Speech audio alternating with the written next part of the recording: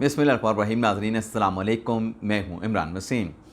नाज़रीन, पिछले चंद घंटों में जो बड़ी अहम डेवलपमेंट्स हुई हैं उनकी तफसीलात इस प्रोग्राम में आपके साथ हम शेयर करने जा रहे हैं। हमारे इस व्लॉग की जो बड़ी ख़बरें हैं उनमें से चंद ख़बरों की जो हेडलाइंस हैं, जो स्लग्स हैं, उनका ज़िक्र मैंने अपने थंबनेल पे कर दिया है। लेकिन नाज़रीन, इन ख़बरों के अलावा भी कुछ अहम डेवलपमेंट्स हुई हैं, अहम हैपनिंग्स हुई हैं, उनकी डिटेल भी अपने प्रोग्राम में हम शामिल करेंगे। लेकिन प्रोग्राम का आगाज़ करने से पहले जिन की तरफ से अभी तक माज़रत नाज़रीन, ये जिन वो वाला नहीं है जो खलाई मखलूक होती है। मेरा कहने का मतलब यह है कि जिन दोस्तों की तरफ से अभी तक हमारे चैनल को सब्सक्राइब नहीं किया गया, उनसे दरख्वास्त है कि चैनल को सब्सक्राइब कर लें, बेल आइकॉन का बटन प्रेस करें ताकि हमारी हर वीडियो का नोटिफिकेशन आप तक पहुँचता रहे।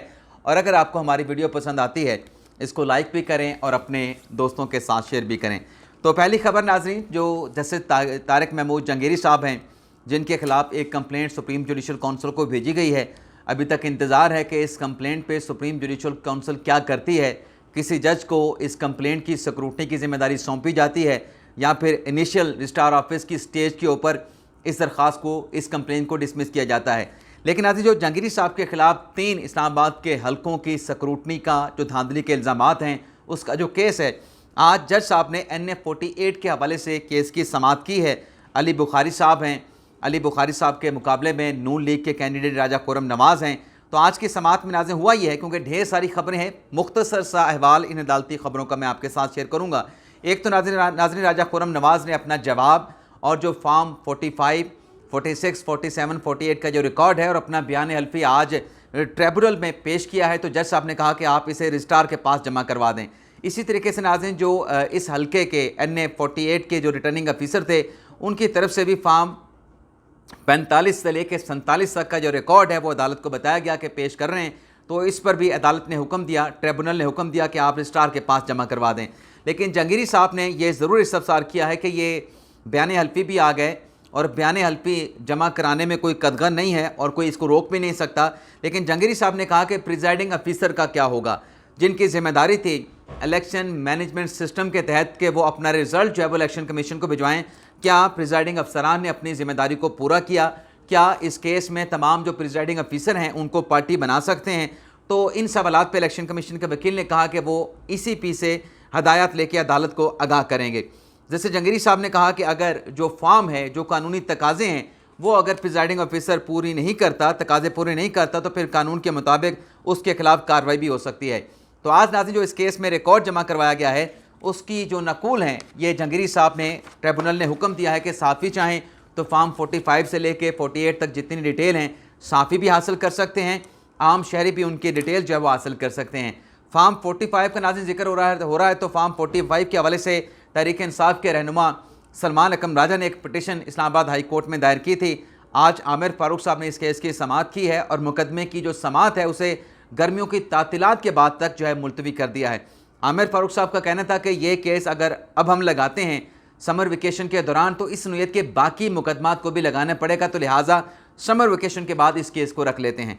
इसके अलावा नाज़रीन, जो ट्रिब्यूनल के हवाले से आपको पता है कि हुकूमत ने एक ऑर्डीनेंस जारी किया था, वो ऑर्डीनेंस तहरीक इंसाफ ने इस्लामाबाद हाई कोर्ट में चैलेंज कर दिया था। आल दो के उस ऑर्डीनेंस को बाद में हुकूमत की तरफ से पार्लियामेंट में पेश करके बाज़ाब्ता तौर पे उसको कानून की शक्ल दे दी गई है। सदर मुमलिकत आसिफ अली ज़रदारी ने उस बिल पे दस्तखत भी कर दिए हैं, लेकिन ये मामला इस्लामाबाद हाई कोर्ट में पेंडिंग है। आज आमिर फारूक साहब ने इस केस की समाअत की है और गुज़िश्ता समाअत में नाज़रीन, जो नून लीग के रहनुमा अंजम अकील ख़ान को जो तौहीन अदालत का शो को नोटिस जारी किया गया था, उनसे जवाब मांगा गया था।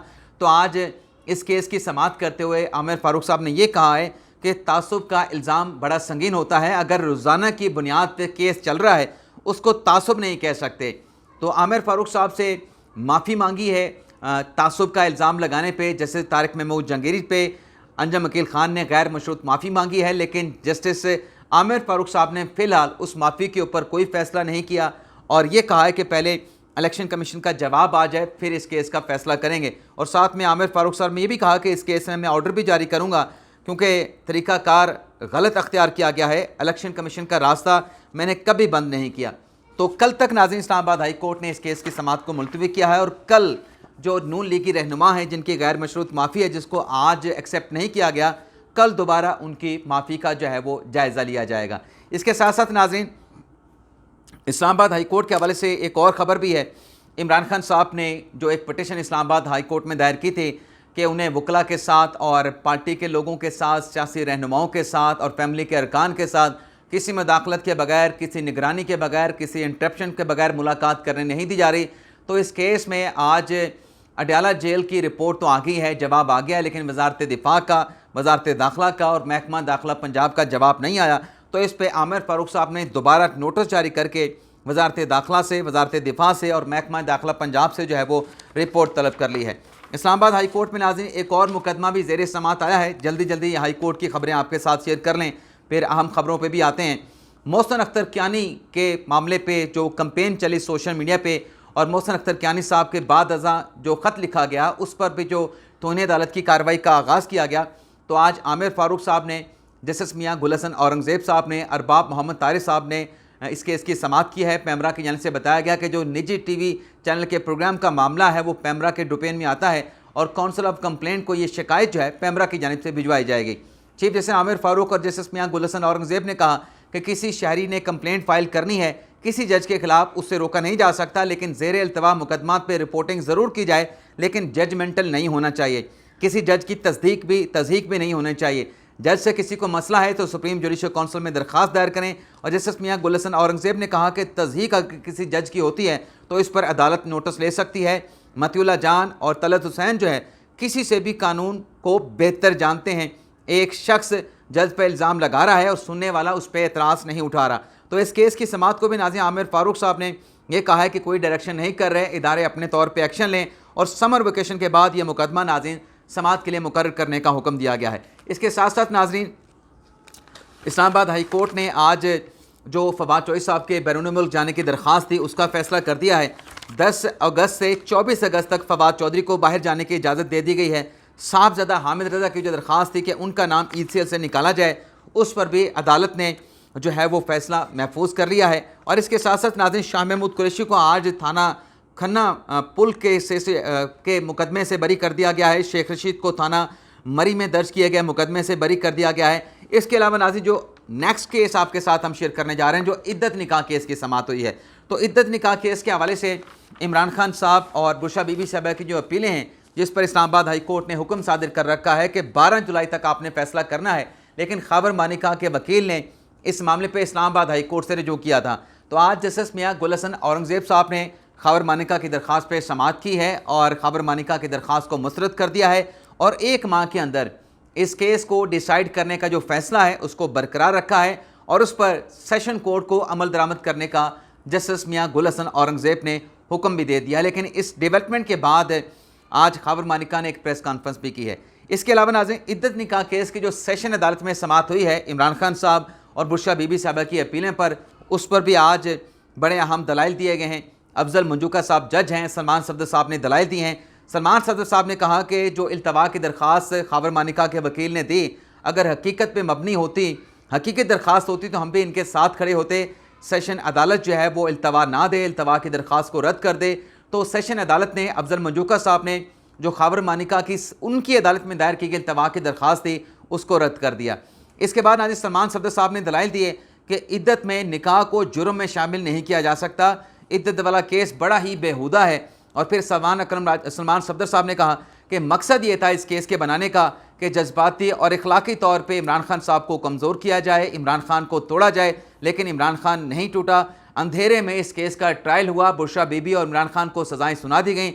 आज उजाला है, इस अदालत से अच्छे की उम्मीद है। और फिर उन्होंने कहा सलमान सफदर ने कि इद्दत निकाह केस में पहली जो शिकायत है वो मोहम्मद हनीफ ने दायर की, लेकिन बाद में वो शिकायत वापस लेके खबर मानिका ने जो है वो शिकायत दायर की, जिस पर जज साहब ने कहा कि लतीफ़ के साथ आपके बड़े टाकरे हो रहे हैं, जिस पर कमरा अदालत में कहके भी लगे। तो सलमान सफदर ने कहा कि जो गवाह है वो तो लतीफ़ है, लेकिन जो पहला जो पटिशनर था वो हनीफ था।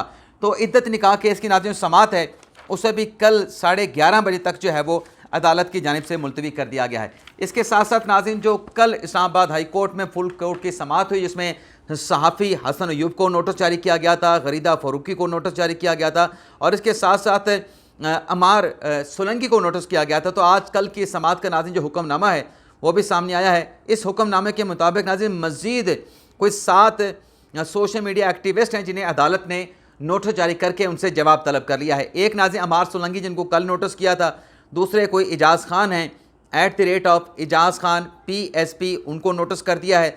डॉक्टर सईदा सदफ़ हैं, उनको नोटिस कर दिया है सोशल मीडिया एक्टिविस्ट को। चौथा आयत गुल हैं, उनको नोटिस कर दिया है। मीर साहब हैं कोई 5वें नंबर पे, उनको नोटिस जारी कर दिया है। अक्सा हुरैन हैं, उनको नोटिस जारी कर दिया है। और मिसबा हैं MBB, उनको भी नोटिस जारी करके इस्लामाबाद हाई कोर्ट ने जो है वो जवाब तलब कर लिया है। अब आ जाते हैं नाज़रीन हमारे ब्लॉग की जो दीगर अहम खबरें हैं उनकी डिटेल आपके साथ हम शेयर करते हैं।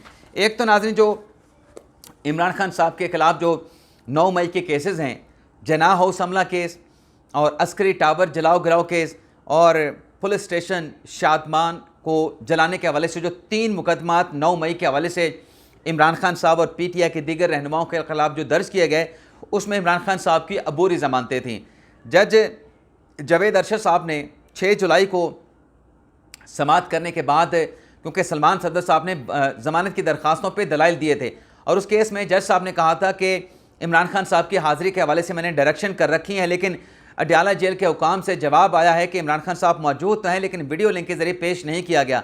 जिस पर सलमान सदर ने कहा था कि अगर वीडियो लिंक के ज़रिए पेश नहीं भी हो रहे तब भी मुल्ज़म की अदम हाज़िरी पे ज़मानत दरख्वास्तों के ऊपर दलाइल हो सकते हैं। तो सलमान सदर साहब ने ज़मानत की दरख्वास्तों पर अपने जो दलाइल हैं वो 6 जुलाई को मुकम्मल कर लिए थे, लेकिन आज नाज़रीन लाहौर की ATC अदालत जो है उसने इमरान खान साहब की जो अबूरी ज़मानतें हैं और उसकी जो कन्फर्मेशन का मामला था, ये ज़मानतें इमरान खान साहब की खारिज कर दी हैं। यानी ज़मानत की दरख्वास्तें इमरान खान साहब की खारिज कर दी हैं। ज़मानत की दरख्वास्तों पे अबूरी ज़मानतें तो हो गई थी, लेकिन परमानेंट कन्फर्म जो ज़मानत करना होती है उस पर दलाल दिए गए थे। तो अदालत ने ज़मानत की दरख्वास्तें खारिज कर दी, तो जो अबूरी ज़मानतें इमरान खान साहब की 3 केसेस में वो ज़मानतें भी खारिज हो गई हैं। इसके अलावा नाज़रीन एक और मामला है जो इमरान खान साहब ने माजी में उसका दिफा किया, उसको जस्टिफाई किया, लेकिन अब नाज़रीन ये मामला जो है इमरान खान साहब के गले पड़ गया है। हुआ नाज़रीन ये है कि ऑडियो लीक मामला आपको पता है कि बुशा बीबी साहबा की लतीफ़ खोसा के साथ एक ऑडियो रिकॉर्ड हुई, फिर वो वायरल हो गई, पब्लिक हो गई और फिर उसके बाद साबिक चीफ जस्टिस मियां साकिब निसार के बेटे नजम साकिब साहब की ऑडियो पाकिस्तान तहरीक इंसाफ के रहनुमा गालिबन इबाद फ़ारूक के साथ आई थी और उसमें कोई टिकटों के मामले पे, टिकट मैनेज करने के मामले पे कोई करोड़ों रुपए के लेन देन की बात हो रही थी मुबैना तौर पे उसमें, क्योंकि उस वीडियो की कोई ऑडियो की कोई तस्दीक नहीं है। तो उस पर नाज़रीन ये हुआ था कि बाबर सत्तार साहब की अदालत में ये दोनों ऑडियोज़ चैलेंज की गई थी कि इनको गैर आइनी गैर कानूनी करार दिया जाए। तो बाबर सत्तार साहब ने जो केस की समाअत की उसमें जो हुकाम थे उन्हें किसी भी किस्म की सर्विलेंस या फ़ोन टेपिंग से या फ़ोन रिकॉर्डिंग से रोक दिया था। अब रात नाज़रीन यह हुआ है कि वज़ीर आज़म शहबाज शरीफ की जानब से, उनकी हुकूमत की तरफ से, उनकी काबीना की तरफ से सर्कुलर समरी के ज़रिए इस बात की मंजूरी ली गई कि जो ISI है वो फ़ोन टेपिंग कर सकती है, फ़ोन रिकॉर्डिंग कर सकती है और ग्रेड 18 से नीचे का जो अफसर जो है वो मजाज ऑफिसर नहीं होगा। ISI एजेंसी की जानिब से ग्रेड ऑफिसर 18 का एक ऑफिसर नामजद किया जाएगा जो मुल्की सलामती और ख़ुद मुख्तारी के हवाले से जो मामलात हैं उनके हवाले से जो फ़ोन टेपिंग है, जो ऑडियो रिकॉर्डिंग है उन मोबाइल्स की, उनकी रिकॉर्डिंग जो है वो की जा सकेगी, रिकॉर्डिंग की जा सके। तो इस हवाले से एक असर जारी किया गया है। तो ये नाज़रीन डेवलपमेंट होने के बाद आज जो तहरीक इंसाफ है वो क्या कह रही है नाज़रीन, तहरीक इंसाफ ये कह रही है कि ये जो कॉल रिकॉर्डिंग की इजाज़त दी गई है, जो SRO जारी किया गया है, इसको हम चैलेंज करेंगे। और उमर अयूब साहब नाज़रीन ये कहते हैं कि ये जिन लोगों ने ये जारी किया है वो ख़ुद इसकी जद में आएंगे और जरदारी, आसिफ अली जरदारी, नवाज शरीफ, शहबाज शरीफ और मरीम नवाज़ इस डेवलपमेंट की वजह से जेल में जाएंगे। अब नाज़रीन ये जो मामला है ऑडियो रिकॉर्डिंग की इजाज़त देने का, माजी में आपको याद होगा कि इमरान खान साहब जब वज़ीर आज़म थे तो उनका इंटरव्यू किया था मंसूर अली खान साहब ने। तो मंसूर अली खान को इंटरव्यू देते हुए इमरान खान साहब ने ये जो ऑडियो रिकॉर्डिंग का नाज़रीन मामला है इसका भरपूर दिफा किया था, भरपूर दिफा किया था इमरान खान साहब ने कि मुझे इससे कोई मामला नहीं, मुझे इससे कोई सरोकार नहीं, मुझे इससे कोई कंसर्न, कोई तकलीफ़ नहीं। ISI अगर रिकॉर्डिंग कर रही है, मेरी फ़ोन टेपिंग कर रही है तो मेरी सिक्योरिटी के लिए कर रही होगी, मुल्क दुश्मन अनासर की कर रही होगी। तो इस पर मंसूर अली खान साहब ने मंसूर अली खान ने कहा था इमरान खान साहब से, खान साहब एक बार फिर सोच लें आप क्या कह रहे हैं, आप एक इनलीगल ऑडियो रिकॉर्डिंग को जस्टिफाई कर रहे हैं, आप ऑडियो रिकॉर्डिंग को जस्टिफाई कर रहे हैं। तो खान साहब ने कहा कर रहा हूँ, बिल्कुल होनी चाहिए, मैंने कौन सा करप्शन करनी है, मेरा तो सब कुछ जो है वो सबके सामने है, कुछ छुपा नहीं है। तो आज नाज़रीन ये हुआ है कि जो तहरीक इंसाफ ये जो ऑर्डिनेंस जारी किया गया है इस पर चीख रही है, इस पर चिल्ला रही है कि नहीं होना चाहिए था। वो भाई पहले अपने बानी पीटीआई इमरान खान साहब से पूछ लो, वो तो इस चीज़ की पहले दिफा करता था, डिफेंस करता था, इसका दिफा करता था।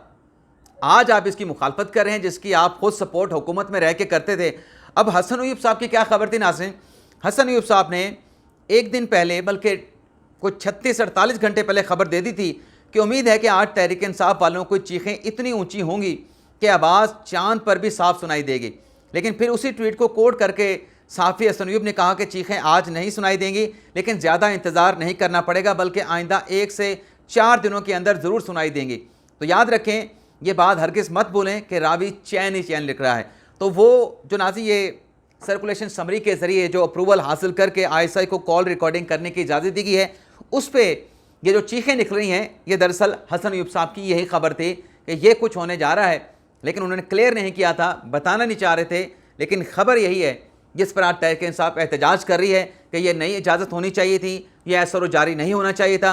लेकिन माजी में ख़ुद उनके बानी PTI जो हैं इसी चीज़ को जस्टिफाई करते रहे, इसका दिफा करते रहे। लेकिन आज वो जो बात थी ना अपने मंसूर अली खान साहब की कि खान साहब आप फिर भी सोच लें, तो खान साहब ने सोचा नहीं है। तो आज वही दिफा, वही जस्टिफिकेशन, वही मामला इमरान खान साहब को उल्टा पड़ गया है, खान साहब के गले पड़ा हुआ है, गले पड़ गया है।